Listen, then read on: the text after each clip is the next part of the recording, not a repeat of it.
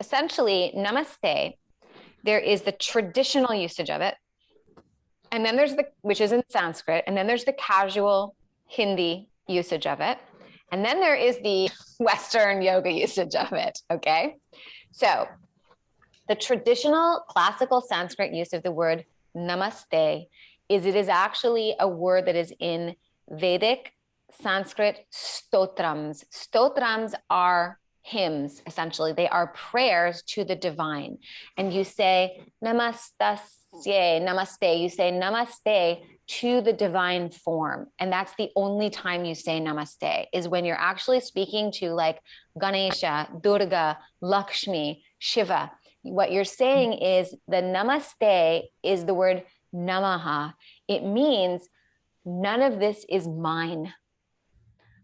All of this belongs to the divine, including me. I bow to you. I put my head at the feet of the divine, which is the source of everything. None of this is mine. That's what it means. And it's a greeting and a bow of reverence to the divine form. Okay. Now in Hindi, namaste and namaskar is also used.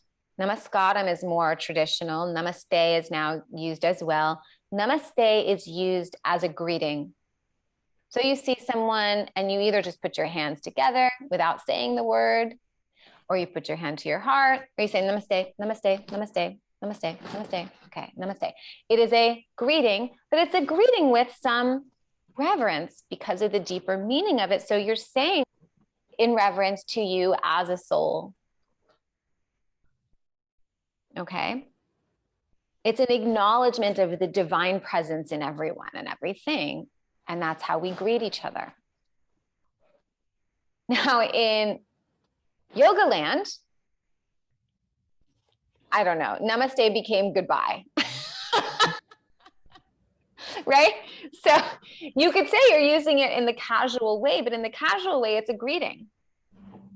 Right? Now, I could make a case for it though. You could say, okay, now that we've done yoga and we've stripped away everything that's blocking our ability to see that we are both the divine presence within, now I can greet you as a divine being, and you greet me as a divine being, and we say namaste. So you could make the case for it.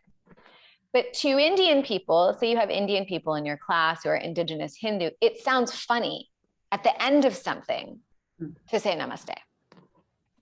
It does not mean the light in me bows to the light in you. That is a nice poetic sentiment. You could say that, but it's not what namaste means. There's no meaning of light in namaste at all. Mm-hmm. Okay. So I say Om Shanti Shanti Shanti. Some people end with an Om. Some people say, thank you for joining me. You know, some people just read a contemplation. So it's really up to you. I say, know the meanings of things and then choose how you're going to use them. Now, if you've been used to saying namaste, it's going to feel so awkward not to say it because the students are expecting it. Do we have to make decisions based on whether we feel awkward or not? No, that shouldn't rule your decisions like it's awkward. If it's right, who cares if it's awkward, right? So, but if it feels awkward, you could acknowledge, you could say, and I'm going to end class with a contemplation, or I'm going to end class by chanting Om Shanti Shanti Shanti. You're welcome to join me. Or I'm simply going to end class by saying thank you so much for joining me, and I hope to see you again soon. Om. You can say Om if you want to say a Sanskrit word or something like that. Okay. The more deeper you get into the tradition, you could end with a mantra for universal peace.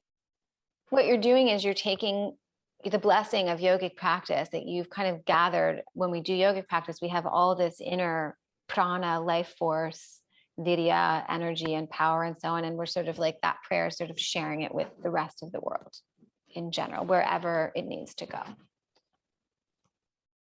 And you can say why I'm choosing not to say namaste without shaming other teachers. You can just say, this is what I'm choosing.